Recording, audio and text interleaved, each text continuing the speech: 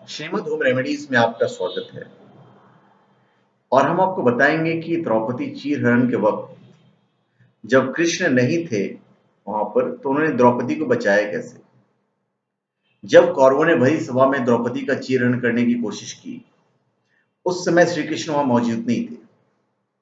उन्हें इसकी जानकारी भी नहीं थी, क्योंकि जब वह राजसूय यज्ञ में जाने वाले थे तो एक राजा शाल, जो उनसे ईर्ष्या करता था, उसने आकर द्वारका पर धावा बोल दिया और उसने अपने आदमियों के साथ मिलकर लोगों को मारा और घरों, पशुओं और हर चीज में आग लगा दी।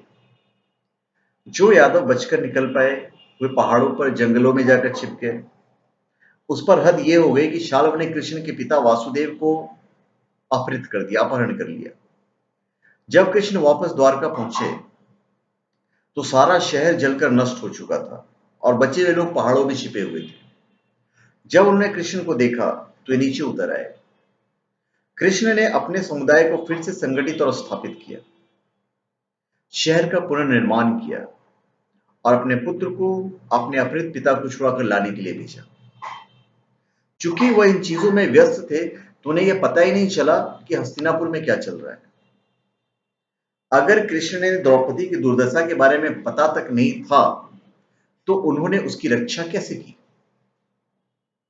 द्रौपदी की रक्षा का चमत्कार कैसे हुआ, इसका संबंध कृपा से है।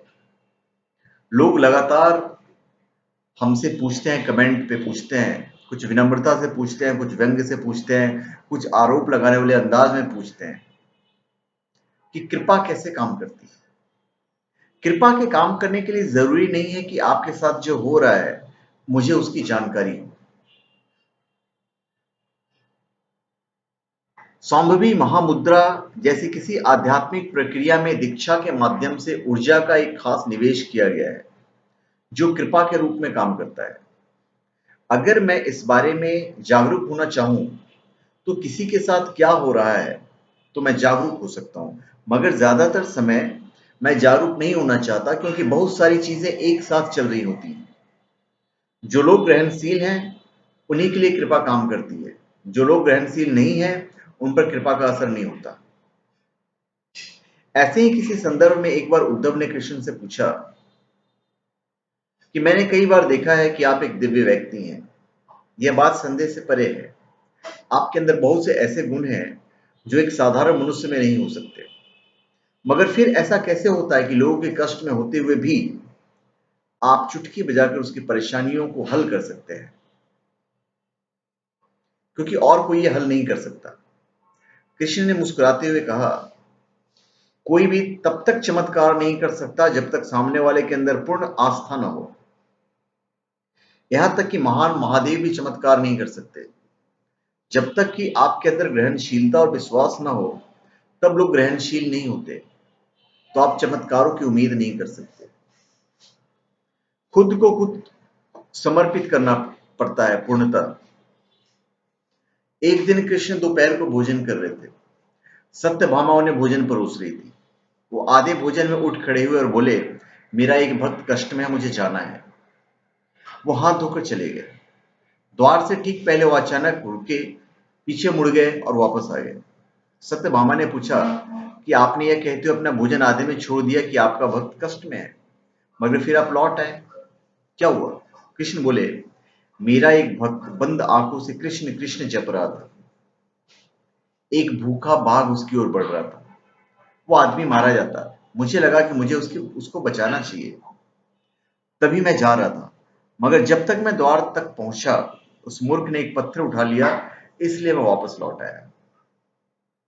कृष्ण के काम करने के लिए जो व्यक्ति का कृपा का स्रोत है, उसे मानसिक तौर पर स्थिति की जानकारी होना जरूरी है। दीक्षा से ऊर्जा का जो निवेश किया गया है वो अपने आप काम करता है। आपको बस उस उपहार को खोलना है जो आपको मिला है। इस संबंध में चैतन्य महाप्रभु, जो 16वीं सदी के प्रसिद्ध कृष्ण भक्त और वैष्णव भक्त थे, चैतन्य महाप्रभु कृष्ण या किसी और से अधिक भाग्यशाली थे, क्योंकि उन्होंने किसी और के मुकाबले लोगों में ज्यादा विश्वास पैदा किया। नतीजा यह हुआ कि बहुत सारी चीजें हुई जिन्होंने लोगों को रूपांतरित कर दिया। विश्वास वह नहीं है जैसा लोग चमत्कार के बारे में सोचते हैं। उनका अपनी कल्पना पर काबू नहीं रहता। कृष्ण ने अपने जीवन काल में बहुत सारे लोगों में विश्वास पैदा किया, मगर फिर भी वो अपनी क्षमता के मुताबिक पर्याप्त विश्वास नहीं पैदा कर पाए। एक तरह से मध्यम स्तर के महान लोगों ने इस संबंध में बेहतर काम किया, क्योंकि वे ऐसे स्तर पर काम करते थे जो लोगों को समझ में आता था, मगर वे लोगों के परम तत्व तक नहीं ले जा सकते थे।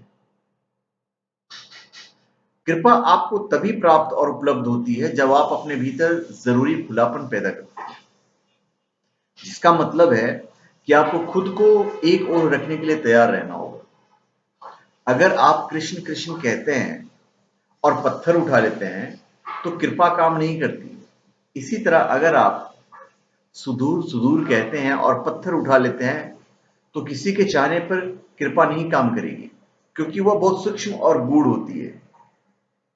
जैसा कि हमने पहले भी बताया कि ऐसा बिल्कुल भी जरूरी नहीं है कि जिसके जरिए कृपा काम कर रही है उसे मानसिक तौर पर जानकारी हो कि क्या घटित हो रहा है। यही वजह है कि उस समय कृष्ण को द्रौपदी की दुर्दशा की जानकारी नहीं थी, फिर भी कृपा ने अपना काम किया। तो धन्यवाद। आप हमारे चैनल पर सब्सक्राइब करें और अपने कमेंट दीजिए। धन्यवाद।